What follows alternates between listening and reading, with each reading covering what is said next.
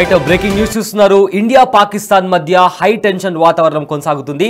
అయితే పహల్గామ్ లో జరిగిన ఉగ్ర దాడి తర్వాత టెర్రరిస్టుల స్థావరాల కోసం అదేవిధంగా వాళ్ళ హైడౌట్స్ ని గుర్తించి జల్లెడపట్టి మరి వాళ్ళని పట్టుకునే ప్రయత్నం చేస్తున్నారు భారత బలగాలు. అయితే ఇదే నేపథ్యంలో కొన్ని జమ్మూ కాశ్మీర్లోని కొన్ని ఉగ్రవాద స్థావరాలను గుర్తించారు.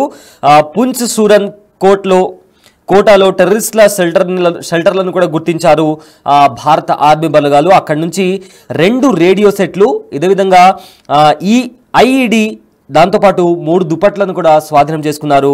కుల్గాం జిల్లాలో ఉగ్రవాదులకు సహాయం చేస్తున్నాడని అనుమానించిన ఒక ఇమ్తియాజ్ అనే యువకుడిని కూడా అక్కడ ఇండియన్ ఆర్మీ వాళ్ళు అరెస్ట్ చేయడం జరిగింది.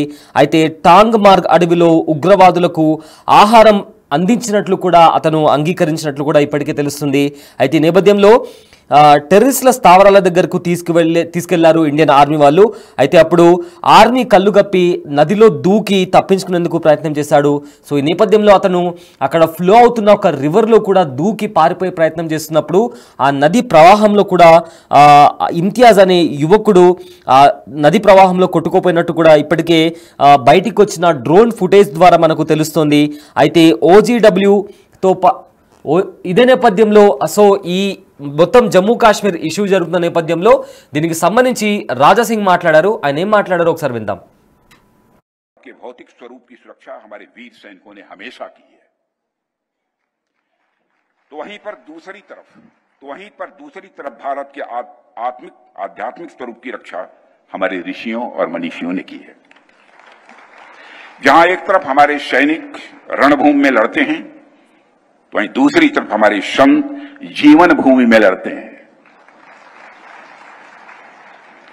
साथियों, एक रक्षा मंत्री के रूप में मेरा दायित्व है कि मैं अपने सैनिकों के साथ मिलकर देश की सीमाओं की सुरक्षा सुनिश्चित करूं। और मेरा यह दायित्व है कि अपनी सेना के साथ मिलकर देश के ऊपर आंख उठाने वालों को मुंहतोड़ जवाब दूं।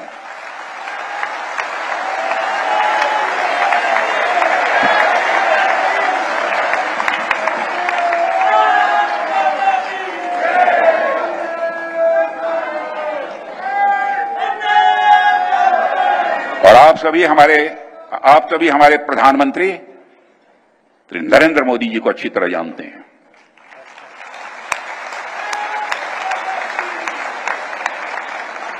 उनकी कार्यशैली से भी अच्छी तरह परिचित हैं, उनकी दृढ़ता से भी अच्छी तरह परिचित हैं।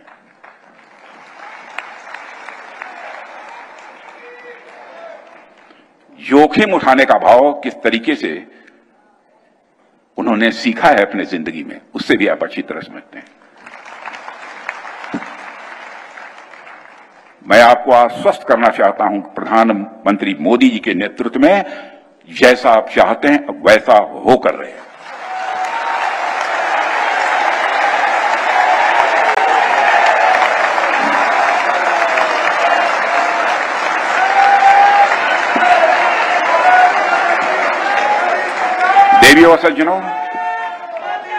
देवियों व सज्जनों, जैसे हम सभी राष्ट्र के शरीर की रक्षा करते हैं, ठीक उसी प्रकार महाराज जी जैसे संत और अन्य संत भी जो हमारे बैठे हैं वह राष्ट्र की आत्मा की रक्षा करते हैं। రైట్, అది రాజ్నాథ్ సింగ్ చెప్పింది. అయితే ఉగ్రవాదుల దాడి తర్వాత ఖచ్చితంగా మోదీ నేతృత్వంలో ఇండియన్ ఆర్మీ ఉగ్రవాదులను శిక్షిస్తుందని కూడా ఈ నేపథ్యంలో డిఫెన్స్ మినిస్టర్ అయిన రాజ్నాథ్ సింగ్ మాట్లాడడం జరిగింది. అయితే ఈ అంశానికి సంబంధించిన మరింత సమాచారం మా ప్రతినిధి శివ అందిస్తారు.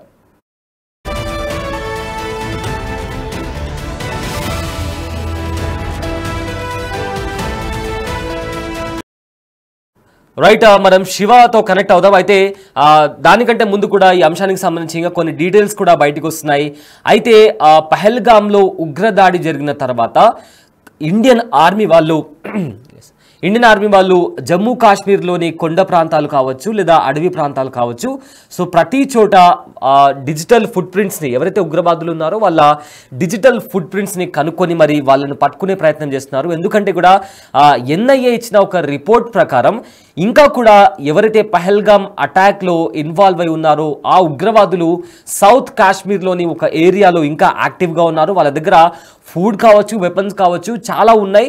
ఇంకా చాలా రోజుల వరకు వాళ్ళు యాక్టివ్గా అక్కడే సర్వైవ్ అవ్వగలరు అనే ఒక రిపోర్ట్ అనేది ఎన్ఐఏ సమర్పించడం జరిగింది. సో ఈ నేపథ్యంలో భారత బలగాలు ఉగ్రవాదుల స్థావరాలను కనుక్కోవడానికి ప్రయత్నిస్తున్న నేపథ్యంలో ఇమ్తియాజ్ అనే ఒక యువకుడు ఉగ్రవాదులకు ఆహారం ఇచ్చినట్లుగా వాళ్లకు అనుమానం వచ్చిన నేపథ్యంలో ఇమ్తియాజ్ అనే యువకుడిని అదుపులోకి తీసుకున్నారు. అయితే ఈ నేపథ్యంలో అతన్ని ఇంట్రాగేషన్ చేస్తున్నప్పుడు అవును కొంతమందికి నేను ఆహారం ఇచ్చాను అని కూడా ఇమ్తియాజ్ ఒప్పుకున్నాడు అని కూడా కొన్ని వార్తలు బయటకు వస్తున్నాయి. అయితే ఈ నేపథ్యంలో ఇమ్తియాజ్ని అతడు ఎక్కడైతే వాళ్ళకి ఆహారం అందించాడో ఆ స్పాట్కి తీసుకువెళ్ళడం జరిగింది.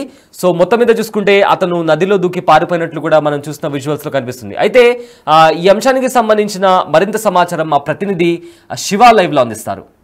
బీజేపీ పర్యటనలో వాయిదా వేస్తున్నారు. మరోవైపు త్రివిధ దళాధిపతులతో ప్రధాని నరేంద్ర మోడీ సమావేశమవుతున్నారు. ప్రధానితో సమావేశమైన తర్వాత జాతీయ భద్రతా సలహాదారు అజిత్ దోవల్తో కూడా ఈ త్రివిధ దళాలకు సంబంధించిన అధిపతులు సమావేశమై ఫర్దర్ గా తీసుకోవాల్సిన స్టెప్స్ పై కూడా వారు చర్చిస్తున్న పరిస్థితి కనిపిస్తోంది. ఇక ఈ రోజుకి 14 రోజులు కావాల్సింది పెహల్గామ్ లో దాడి జరిగి, అంటే ఏప్రిల్ 22వ తేదీన ఉగ్రవాదుల కాల్పులు జరిగాయి. తర్వాత దర్యాప్తు కొనసాగుతుంది. ఎన్ఐఏ కూడా దర్యాప్తు ముమ్మరం చేసింది. 12 రోజుల పాటు సుదీర్ఘంగా దర్యాప్తు చేసిన తర్వాత 12వ రోజున పెహల్గామ్ నుంచి ఢిల్లీ వచ్చి ప్రధాని నరేంద్ర మోడీతో ఎన్ఐఏ చీఫ్ వసంత్ దాటే సమావేశమై దీంట్లో ఇప్పటి వరకు కేసు దర్యాప్తు యొక్క పురోగతిని ప్రధాని నరేంద్ర మోడీకి ఇటు ఎన్ఐఏ డైరెక్టర్ జనరల్ వివరించారు. ఇటు ఎన్ఐఏతో పాటు ఫోరెన్సిక్ నిపుణులు, వివిధ శాఖల నిఘా సంబంధించిన విభాగాల ప్రతినిధులు కూడా ఈ కేసును దర్యాప్తు చేశారు. మొత్తంగా చూసుకుంటే దీంట్లో అనేక మందిని విచారించారు. అనేక మంది ఇప్పుడు ప్రజెంట్ పెహల్గామ్ పోలీస్ స్టేషన్ లో పోలీసుల అదుపులో ఉన్నట్లు కూడా తెలుస్తోంది. ఇక ఫర్దర్ గా ఇప్పుడు దర్యాప్తు ముమ్మరంగా కొనసాగుతుంది. ఒకవేళ యుద్ధం వస్తే ఏ విధంగా ముందుకు వెళ్లాలి అనే దానిపై త్రివేద దళాధిపతులతో ప్రధాని నరేంద్ర మోడీ గతంలోనూ సమావేశమయ్యారు.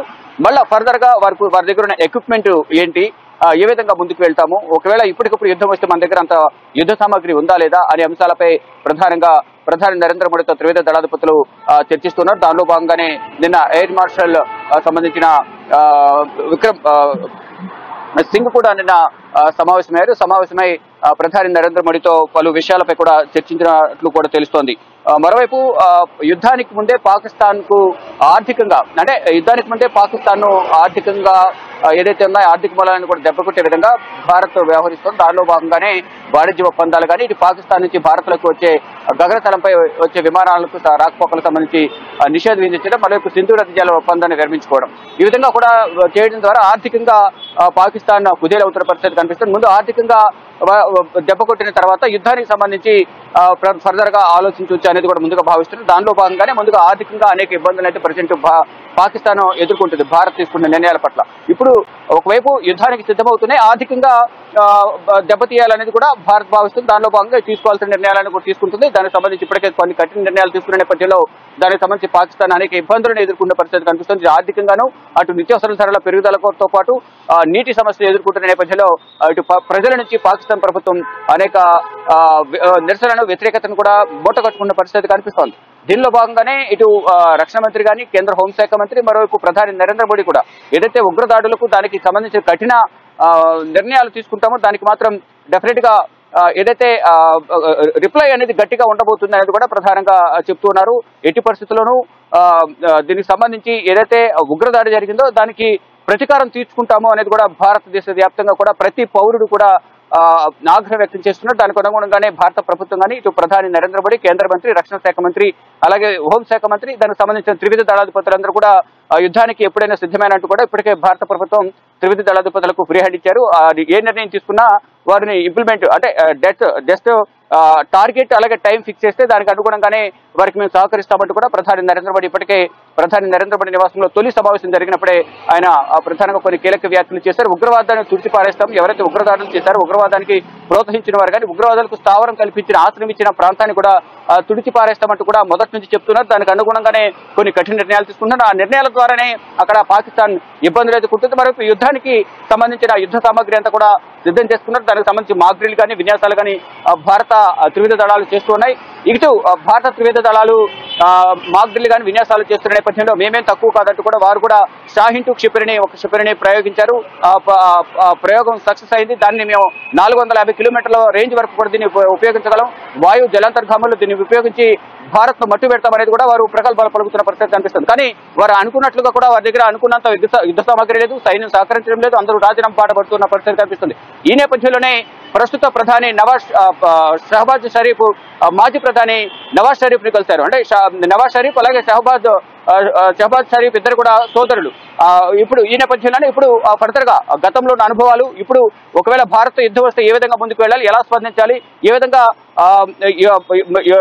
బోర్డర్స్ లో సైన్యాన్ని మోహరించాలనే అంశాలపై తన సోదరుడు నవాజ్ షరీఫ్ సలహాలు తీసుకోవడానికి నిన్న కలిసిన నేపథ్యంలో అందరి మధ్య సుదీర్ఘంగా చర్చ జరిగింది. మరోవైపు గత అనుభవాలు చూసుకుంటే కనుక అంటే ఇప్పుడు సైన్యం అనేది సరిగ్గా సహకరించడం లేదు అనేది కూడా ప్రధానంగా అక్కడ భావిస్తున్నారు. దానిలో భాగంగానే ఇప్పుడు ప్రస్తుత మాజీ ప్రధాని నవాజ్ షరీఫ్ ను కలిసి వారి దగ్గర సలహాలు సూచనలు తీసుకుంటున్నారు. ఇటు భారత్ ను ఏ విధంగా ఎదుర్కోవాలి అనే అంశాలపై ప్రధానంగా చర్చించినట్టుగా కూడా తెలుస్తుంది. మొత్తంగా చూసుకుంటే భారత్ యుద్ధానికి ముందే పాకిస్తాన్ భయపెడుతున్న పరిస్థితి కనిపిస్తుంది. ఈ నేపథ్యంలోనే ఆర్థిక మూలాలని కూడా దెబ్బతింటున్నాయి, ఆర్థికంగా వెనుకబడి ఉంది, ఆర్థికంగా ఇబ్బంది పడుతున్న పరిస్థితి కనిపిస్తుంది. ఇప్పుడు ఏ సమయంలో ఎటు నుంచి భారత్ అటాక్ చేస్తుందనే ఆందోళన, భయం అయితే పాకిస్తాన్ లో కనిపిస్తుందని ప్రధానంగా చెప్పాలి. త్వరలోనే దీనికి సంబంధించిన అధికారిక ప్రకటన అయితే యుద్ధం ఎప్పుడు అనేది కూడా తెలియజేసే అవకాశం ఉంది. త్రివిధ దళాధిపతులతో ప్రధాని నరేంద్ర మోడీ ఇటు కేంద్ర మంత్రులు ఒకరి తర్వాత ఒకరు సమావేశమై ఫర్దర్ గా తీసుకోవాల్సిన స్టెప్స్ పై కూడా చర్చిస్తూ ఉన్నారు. ప్రసన్న.